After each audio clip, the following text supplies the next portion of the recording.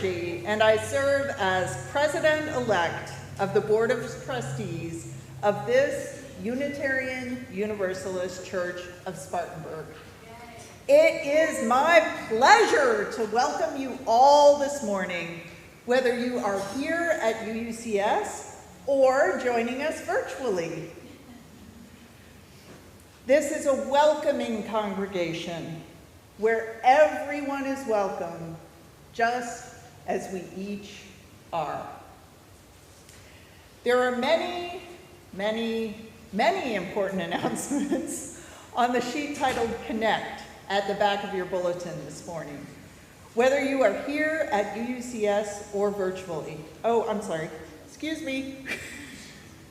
Please open your bulletin to see all that you can be a part of. Please plan to attend, however, these two very important meetings coming, some of them, very soon. Today is our budget informational meeting and meet the candidates. Following the service, the Finance Committee and your Board of Trustees will hold an informational meeting to prepare for our annual meeting. Please bring your questions, comments, and ideas to discuss prior to the annual meeting on June 11th. Members of the Finance Committee and the board will be here to listen and answer any questions. In addition, this is an opportunity for you to meet board candidates for the upcoming year. All are welcome. Please come. And that brings us to our annual meeting, which will happen Sunday, June 11th, following our morning service. This is a time when we elect new officers, vote on our new budget, and celebrate, and I do mean celebrate, all that we have done together in this past year as we launch into a new year of service. There is much to celebrate. This is a vital and joyful gathering. Please plan to attend. And if you can't be here in person and you are a voting member of this congregation, please remember to access your absentee ballot. Thank you so much for making this a place of love and kindness for every one of us.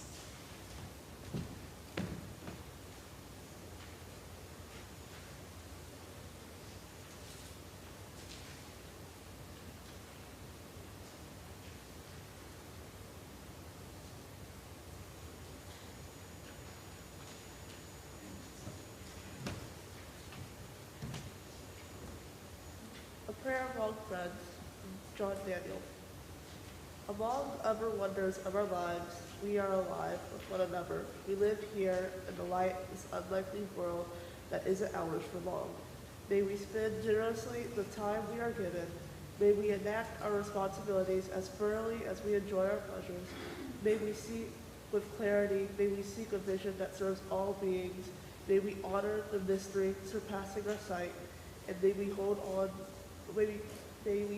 in our hands the gift of good work and bear it forth whole, as we were born for by a power we praise, to this one earth, this homeland of all we love.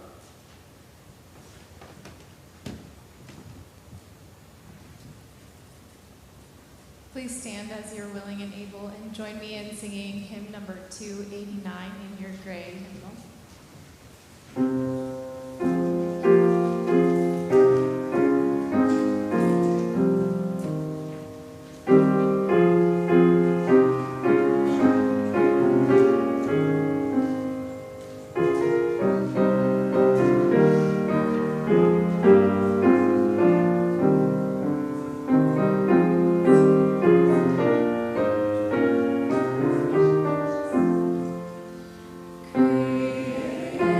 Creator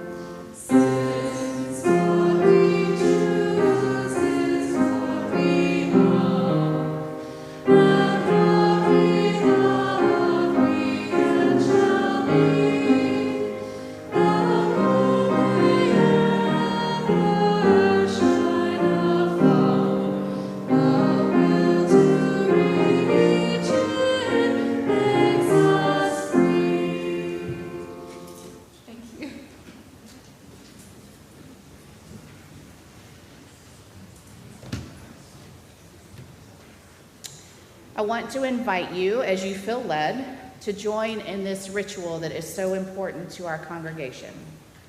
Each week, we gather at the Rippling Bowl to share our joys and concerns with one another by placing a stone or a shell into the water. We know that sharing our joys can magnify them, and sharing our concerns can help us hold them, help them feel a little lighter. When we accompany each other as we walk, or sometimes sprint through life, our journey is richer. For those of you joining us online, I will place 2 stones in the Rippling Bowl, one for joys and one for concerns, to represent those that you are holding on to. Please come and share your joys and concerns with one another.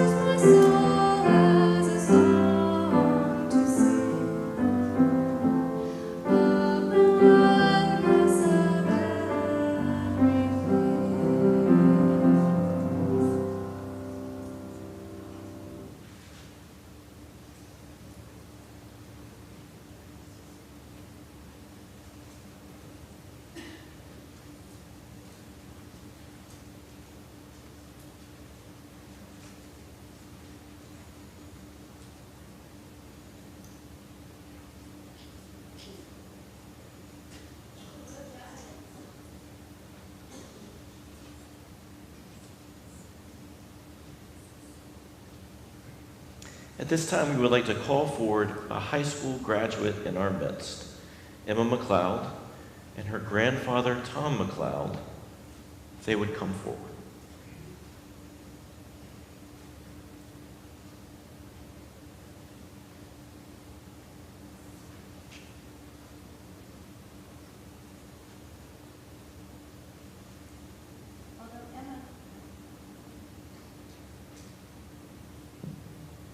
Although Emma did not grow up in this congregation, I've had the pleasure to get to know her over the last year and a half as part of our youth group. And Emma has always been so thoughtful in her interactions with all of us and contributes so much to the group and to the RE program. At this time, we'd like to invite Tom to please say a few words about Emma and what has brought her to this point.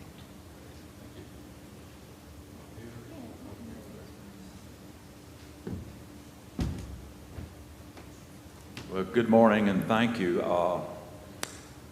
And I hope we get through this, okay? Let me first say thank you to you, this congregation, this church, for taking Emma in and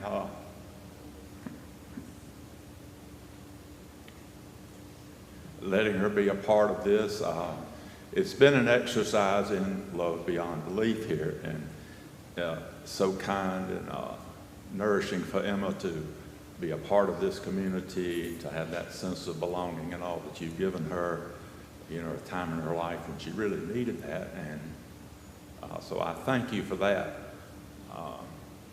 It's unbelievable to be here almost 18 years later. I remember as a little child, most kids, they go to museums, children's museums, parks to play, and we did those things, but one of the things we did when she was little that was the most fun is we would go to Lowe's. right. And we went a lot.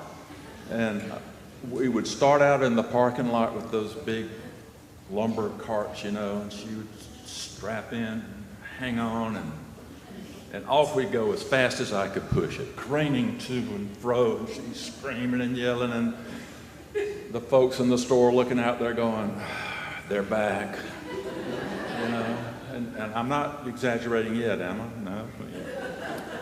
So we get in the store, and back in the very back in the plumbing section, they had this shower display, and it had a curved door to it, and we played like it was the time machine. And we had some sort of little game we'd play, I forget, but it was the time machine, and we'd get back there and play. And the first few times, the sales guy would come by, and he's like, could I help you? And I was like, well, how much does it cost to install the time machine? And he's like, and eventually it's just like, hey guys, Then we would go over to the plumbing section where they had all those little cool fittings and stuff. And that was Emma's Legos growing up. She would put those little things together, and the guys over there going, how am I going to ever get these things back in the right bins and stuff? So if you need any 1/2 inch, 3/4 inch fittings, I got buckets full, okay, from that. And it was those little things that we did, and I was retired by then, and it was wonderful to be able to frolic like a child and not have to worry and be with a child that I love so much.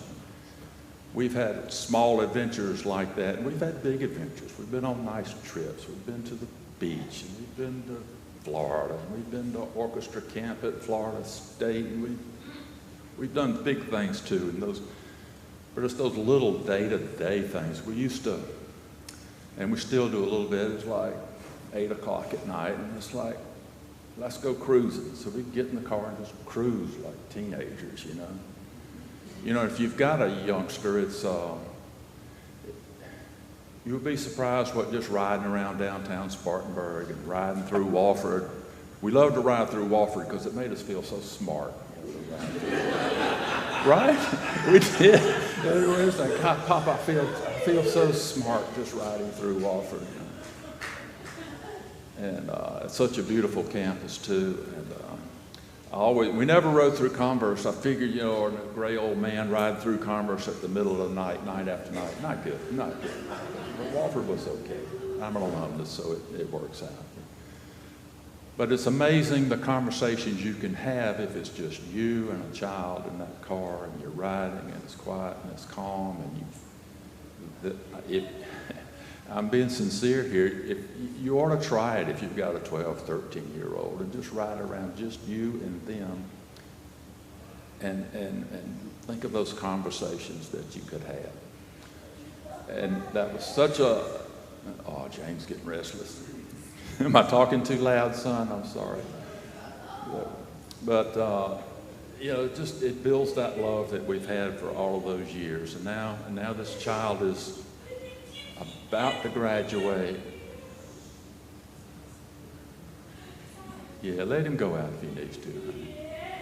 He doesn't like the noise, you know. Bless his heart. So we do those things, and it's been so great. And now we've made it through all these years, and she's finally graduated. And you know, this last senior year has gone by so fast, but I worried so, because I'm a worrier, right? I mean, it's a long family tradition. I worry. And I was like, this senior year, how's she going to do? She's going to get through. And then about in the middle of March, she decided she wanted a job. So she got a job, and she's been working 4 or 5 days a week now and going to school and taking hard courses, physics and third year German and AP English. I was so worried. Well, she finished up this year, and I'm going to brag, 3 A's and a B on this final, I know. Off to Carolina and in the fall. So we are so proud of her and have such love for her. And I'll tell you, you know, you're a child no more. She'll cross this and become a young adult. Symbolically, she will be not on her own. You know, you never finish growing up. Growing up is a lifetime achievement. And I always told people I never felt like I really reached maturity until I was about 55. And you know, not totally joking. But I will tell you, Emma, we will continue to love you. We will support you. We will lead you. We will follow you. We will get out of the way when we need to. But we are always there for you with that love beyond belief.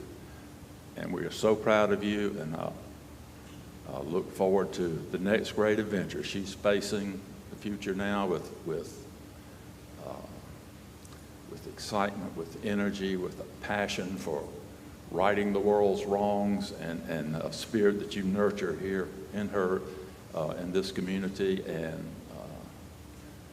we are so much behind her and support her. So we love you and look forward to the future for you. Thank you so much.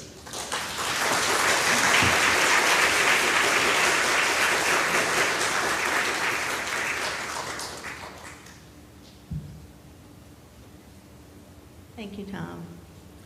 So the bridging ceremony, for those of you who are not familiar, is for high school graduates, for those transitioning from the last vestiges of youth and adolescence into the fullness of adulthood.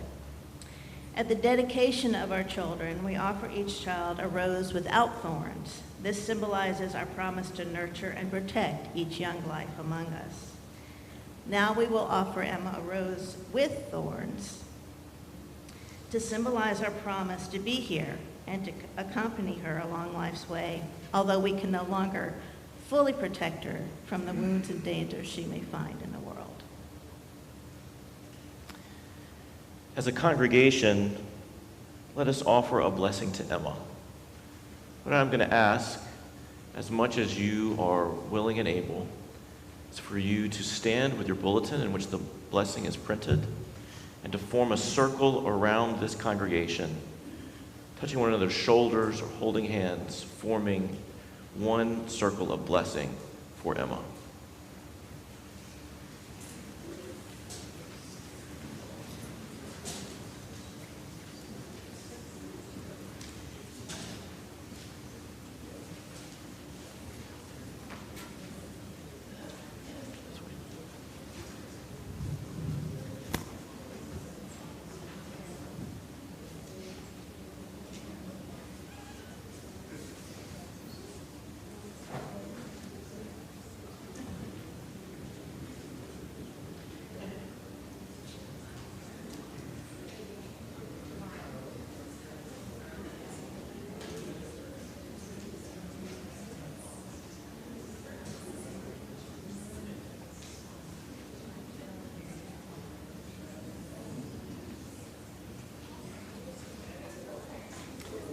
This is our blessing for Emma. Read with me. May the love that connects and encircles us today, that brings us here and binds us together, alive in each of us, growing in each of us, go with you, accompany, console, and strengthen you on all the roads you travel. And may you know, wherever you go, whatever you do, here you are loved just as you are. Here you have a home, today and always. You are beloved. You bless the world. May you be blessed. Thank you all. You may be seated.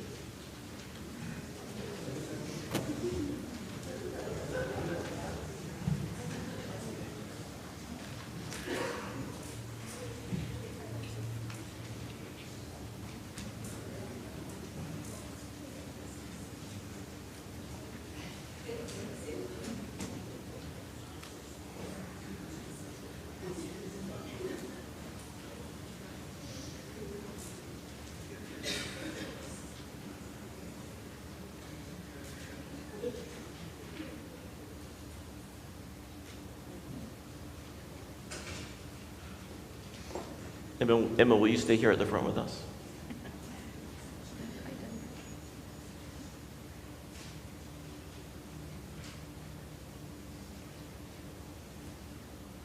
With this blessing, we now will offer a rose to Emma with thorns. And we invite Emma, in just a second, to cross over into the fullness of who you are becoming, a person of accomplishment and giftedness venturing into the world, a person of power equipped to make the world a place of love and justice that it can be. And I also want to present to you, Emma, a gift of a small chalice to help light your way in the coming years.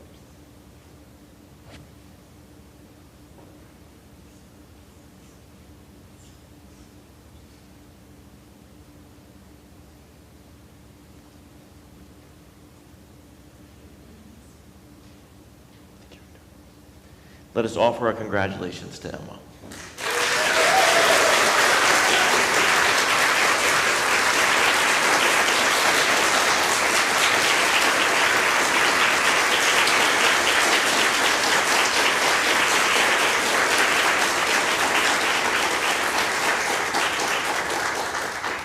May we never cease from exploration, and may we in all our exploring know this place and these people always are our friends and our home.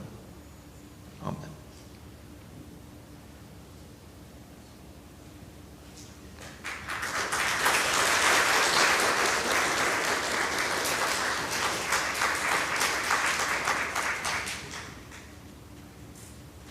So every year, there's a special group of people that help me in countless ways to make the religious education program what it is. And this year, as our attendance finally began to pick back up after the COVID epidemic, we had 5 classes going, infant through 4K, 5K through 3rd, which studied Picture Book UU and World of Wonder about the world of nature. The 4th through 6th grades, which studied Toolbox of Faith and Stories from Love Connects Us. And then our second OWL class for the 4th through 6th grade, which just graduated last Sunday. And then in addition to that, we had our youth group, which met twice a month for various discussions. And then the third Sunday socials, where they go with both ministers out to some event or lunch or whatever, just to have some time together. All of these classes are taught by the most part by volunteers, including for the OWL facilitators that I'll mention, an entire weekend of additional training that took place last fall.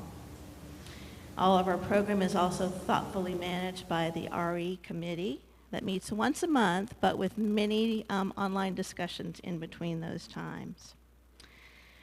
So as I call your name now, please come forward so others can recognize you, and take as a very small token of my appreciation, very small token. There's some bookmarks up here that you can utilize for summer reading that have a chalice engraved on them. Not all of our volunteers could be here today, but I think most everybody is here, and I still want to read their names even if they could not be here today. The RE Committee: Al Randall, Lee Jenkins, Monica Spence, Sarah Hamilton, and Beck Darnell.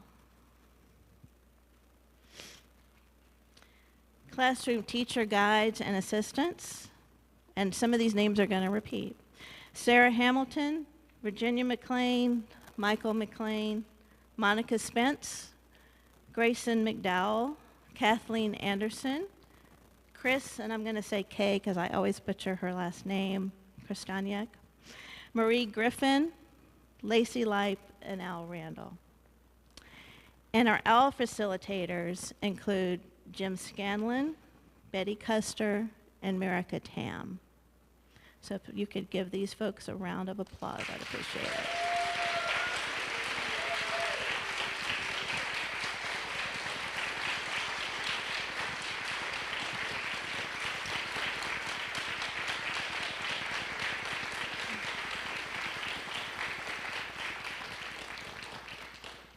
So again, please be sure to grab a bookmark here as you come through.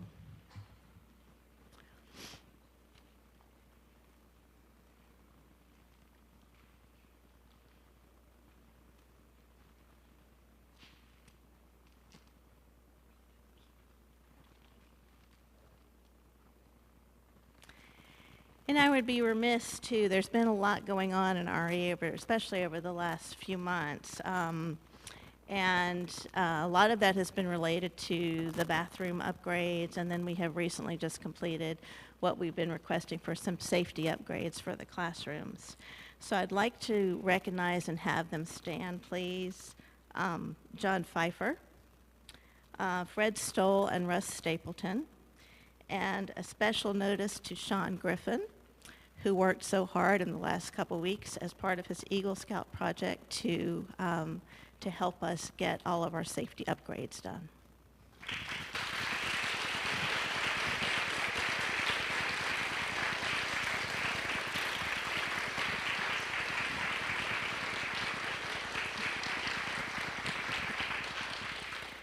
Thank you all.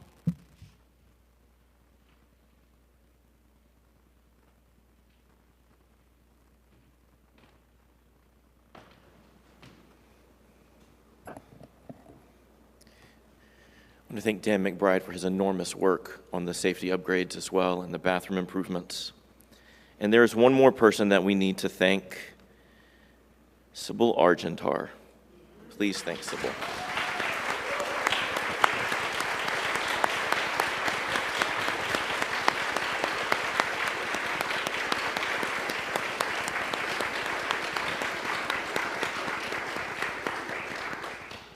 For longer than I have been here, Sybil has driven down the mountain from east of Asheville to be with us and to guide us and to nurture us and challenge us. Even today, she is going to leave early in order to return to the mountains for a celebration of life service for a dear friend, but she has made time for us, even in her own loss. Sybil, thank you for all that you give us. We are a people of faith and hope. Join me in saying together our covenant. We are a people of faith and hope. Together we covenant to strive to become our better selves, to honor both the critical mind and the generous heart, to prove that diversity need not mean divisiveness, and to respond to systems of violence and oppression with the power of a love beyond belief. We gather here as friends and strangers, but we leave as a community, as a family.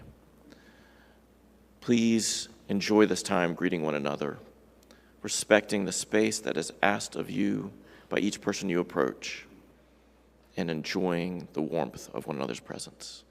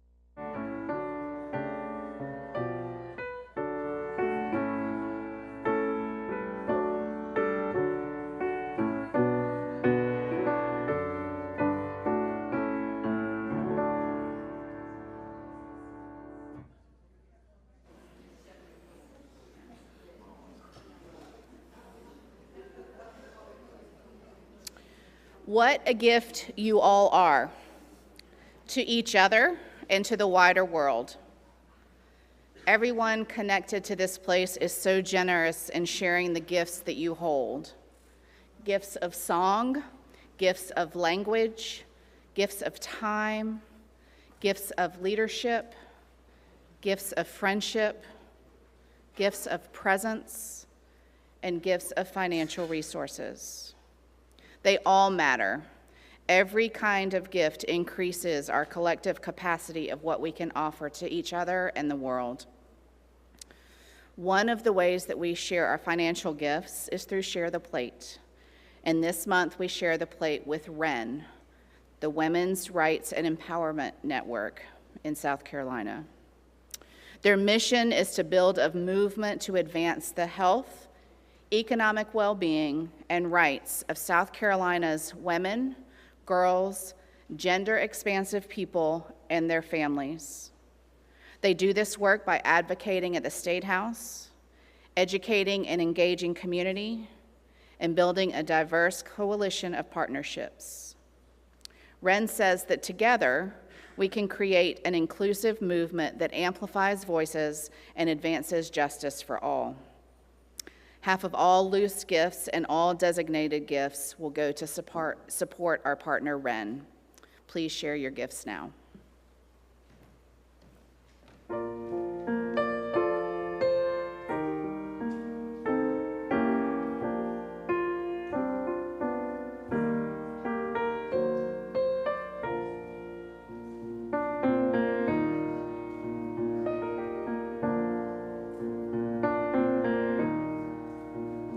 When you're weary, feeling small.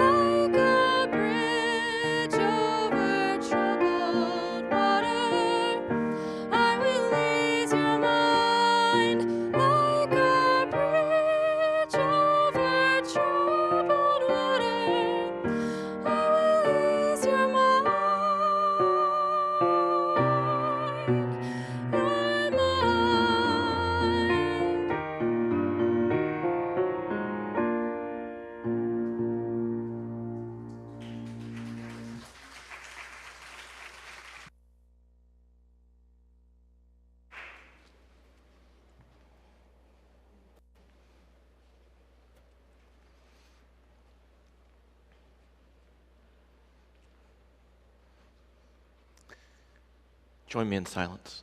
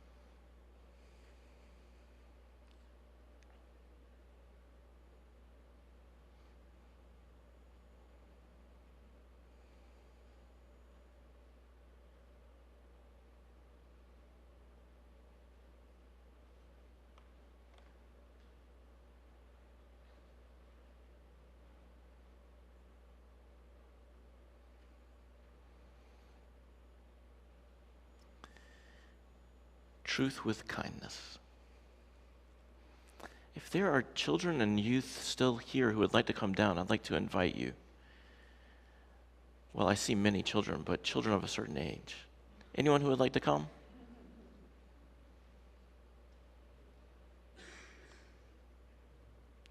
It's not required.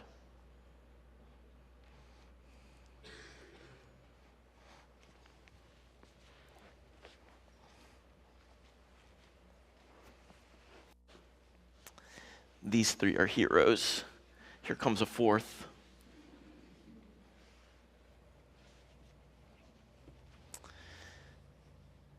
First, Emma, thank you for all that you have guided us through today. Have you ever had a good teacher? I have 2 kids, and I hear a lot about teachers that aren't so good. But let me ask you, have you ever had a good teacher? Would you say just a word about what made that teacher, or maybe even those teachers, good teachers? What makes a good teacher? Yeah, Steffi? High expectations, what do you mean? If a teacher doesn't hold you to any standard, if they think that you're just going to be worthless, then, you're going to be worthless. So the teacher expecting something of you and seeing your own worth and expecting you to develop into that worth. That's really powerful. Thank you. I did not expect anyone to say that. That is wonderful. Anybody else? What makes for a good teacher? Sean? I'd say being I guess there's 2 things, friendly and engaging. Friendly and engaging. What do you mean? Being friendly, so it's not just a, I don't know, a 40-minute long lecture about something monotone voice. Not every teacher needs to be super friendly, but they at least need to be engaging. It needs to be not just a lecture, but maybe an activity or at least a very interesting lecture. Right. One boring sermon a week is bad enough, but to have to put up with that every period of every class for weeks on end would be horrible. Yeah, so friendly and engaging. Somebody who cares to present the material in a way that connects, right? What else? What makes for a good teacher? Being fair, Being fair, what do you mean, Will?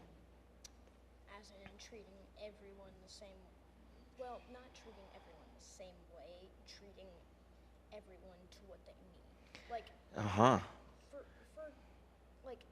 an example, treating everyone fairly wouldn't be that good because there's this one, if everyone wants to look over a fence, one person is tall enough to see, one person is too short, one person's way too short. They each give them a small stool. The tall person doesn't need it. The shorter person can see now, but the even shorter one still can't see. So meeting Fair by raising them to the same. meeting everybody where they are and being fair to them where they are. Not just treating everybody equally, but treating them with equity. Well, that was a powerful explanation. That was really well done. What makes for a good teacher? I feel like I'm sitting in the presence of 4 right now. Think of a teacher that's been really good for you. I bet all these people have had teachers too. Let's invite them to think about this as well. Think of a teacher that's been really good. What makes for a good teacher? High expectations, fairness and equity, friendliness and engagement. Some of you even are teachers.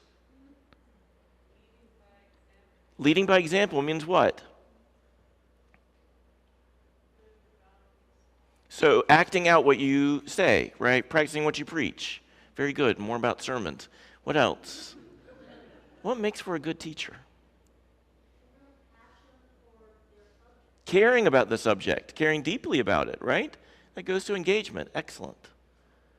What makes for a good teacher?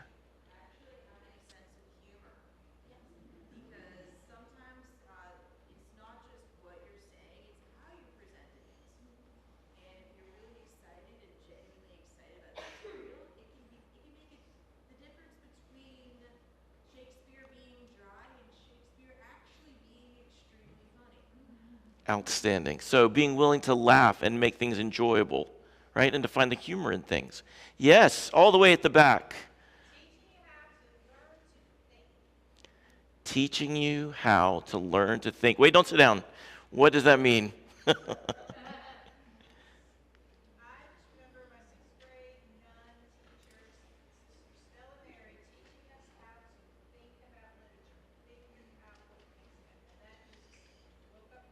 Not just learning the information, but learning to think about the information, to engage with the information. Yes. Being Open to diverse perspectives, lots of different views. Way to go. Yes. Caring about your students? Absolutely. That these are real purple people.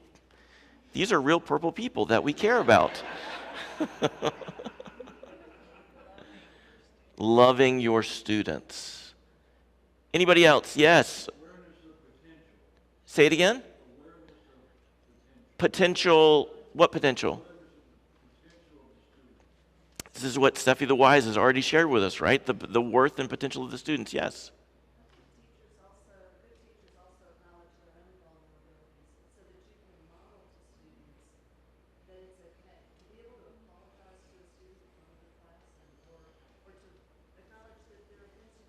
That there are things that they don't know, that we all are people in process, all people learning, prone to dryness and boredom, even when we've got Shakespeare in our hands, right? Very good. Yes? Creating safe space means what? Being non-judgmental and seeing every student for who they are. This is very powerful. So let's just pause for a moment. We have thought of teachers who have been good for us. And similar to what we have done the last couple of weeks, let's just hold a little space of gratitude for teachers who have taught us well. Just for a moment, let's share silence together and express gratitude for those who have been good teachers in our lives.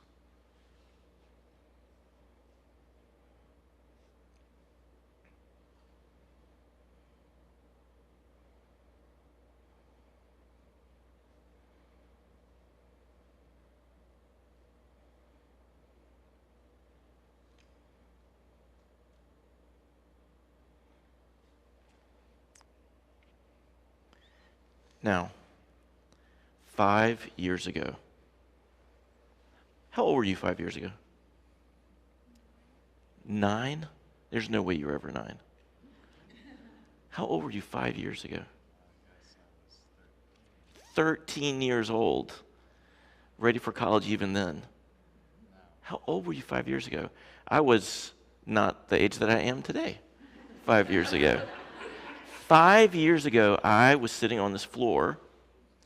Some of you were sitting here, and other people were sitting here too. And I was talking about leaves and the trees that surround us here at this congregation. It was the fall, the leaves were not green, they were changing, and some of them were flaming with color. Look at the trees that are around us through all of the windows. I was talking about leaves, and while I was talking, there were many leaves in front of us. I picked up a leaf like this one, and I held it up to my face to show how big it was, and to marvel at it, at the viriditas, the green energy that moves through it, all of this beauty. I didn't pick this off the tree today. I found it on the ground. But you can see its verdant energy, how beautiful it is. And I talked on and on in everlasting, boring, dry poetry about these leaves. And then I named the leaf. And everybody smiled, and we finished the service only about 5 hours over. And then I greeted people at the door. And I was met at the door by a man who was 5 years younger than he is today also. And he shook my hand, and then he paused. He hesitated. And he stumbled over his words. And I said, what is it that you want to say to me? And he said, the name that you gave that leaf, it wasn't the right name. And I said, what? And he said, I wanted to tell you, but I didn't feel like I could interrupt. This is not the name of the tree that you gave it. I'm not going to tell you what I had said, because it's wrong, and I don't want to perpetuate the wrong. And he said, this is not what you said. This is a, say it loud. This is a sycamore. Look, you can see them right out the window. These huge sycamore trees that surround us like a crown around the brow of the sanctuary. So beautiful, and the leaves are so enormous. You know by the silver bark that scales on the limbs. There are wonderful stories about sycamore trees. He said, this is a sycamore. And I was just so reluctant to say anything. But I have a PhD in biology, and I feel like I need to say something.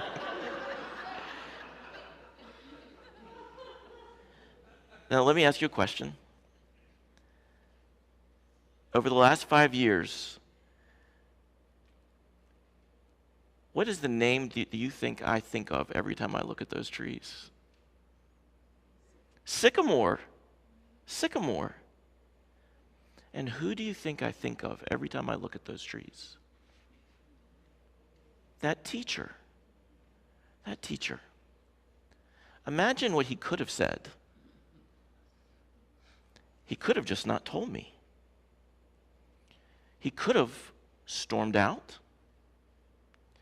He could have revealed to me in all of its nakedness my total ignorance of the botanical arts. There's so many things that he could have said and done. But instead, he saw my worth. He expected more of me. He was fair to me. He met me right where I was, standing at the door in my ignorance, right? In my naivete. And he was friendly and engaging. He was impassioned by his subject. He knew that it mattered to see things more clearly. And getting the name of something closer to right helps us see it just a little more clearly. See it more for what it is than for what we can confuse it by. And in that one sentence, this is a sycamore. He changed the way that I walk this campus. He changed the way that I see those trees. He changed the way I get ready for sermons to be more careful. He changed me because he told me the truth and he was kind. I think that good teachers care a lot that we grow, that we learn, and that we get our knowledge straight. We get it right because it matters. And they want it to last in our minds and our hearts a long, long time. And so they care enough about us to teach us with kindness. Here's the last question for you. Are you teachers? I'll leave you to answer the question. Let's go back to our seats.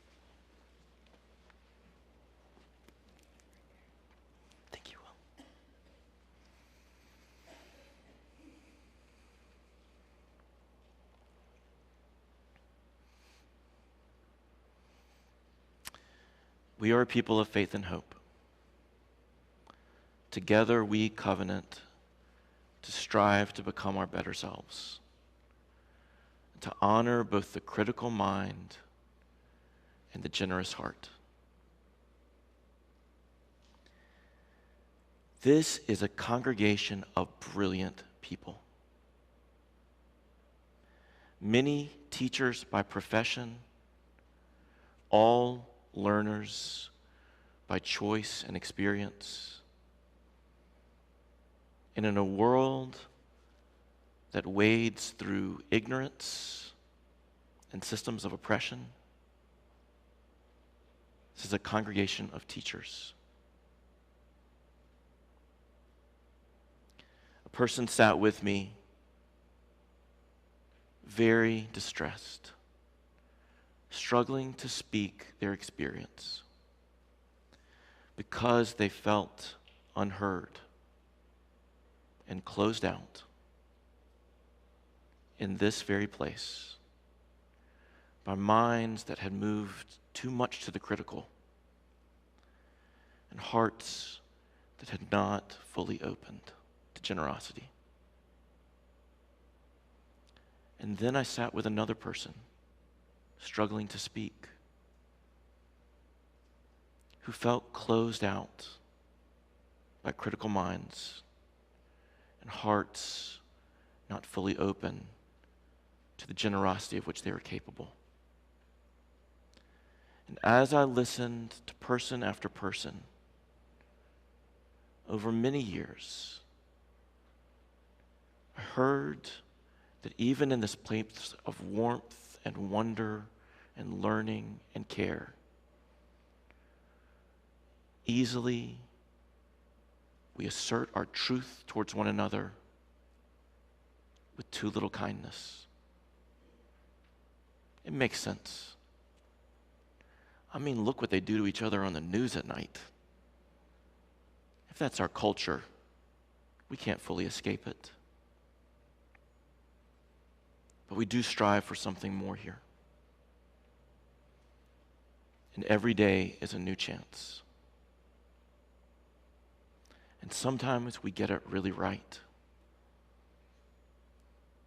I sat in a class convened by a teacher in this congregation, a person who once struggled to speak any words at all, but who knows deeply with passion their subject and cares to share it with all who will learn with them.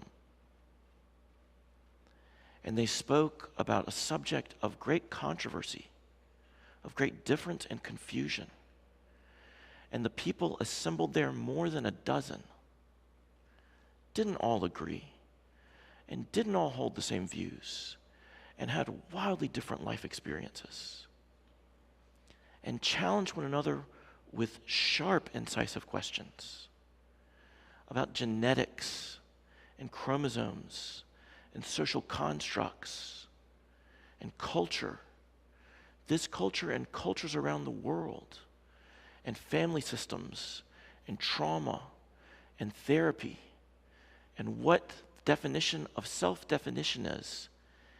Erudite and complex topics that require the sharpest minds to probe and explore. And the people gathered cared about each other. And even in their disagreements, there was friendship and joy. And everyone left more knowledgeable.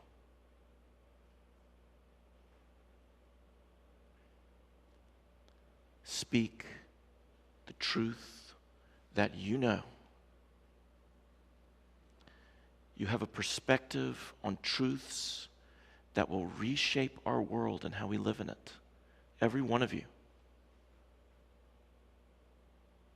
We need for you to speak the truth with kindness so that we can hear you.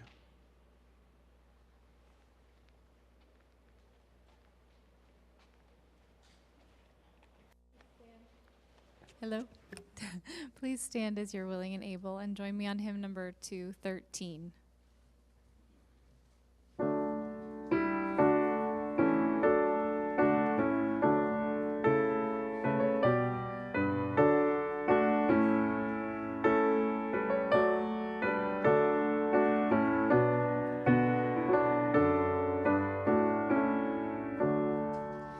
There's a wideness in your mercy, like the wideness of the sea.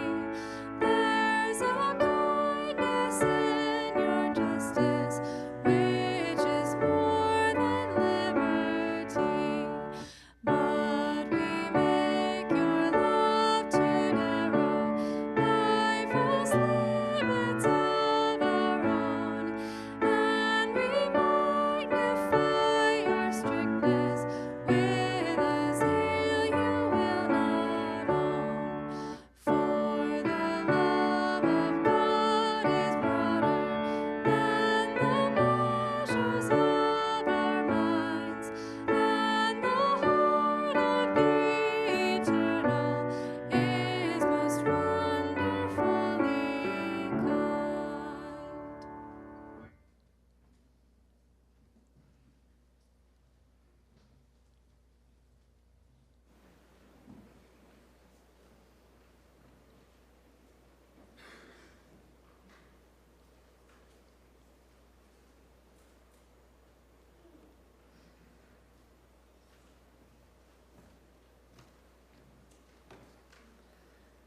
Kindness by the Dalai Lama.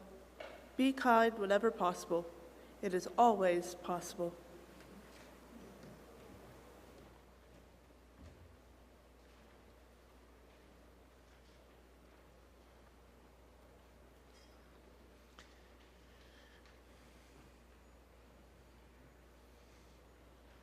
Emma gave us a great gift today. Tears.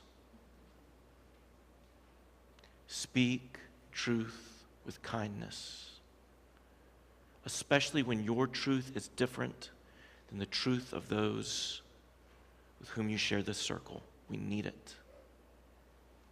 Speak truth with kindness. Look at the beauty we can create.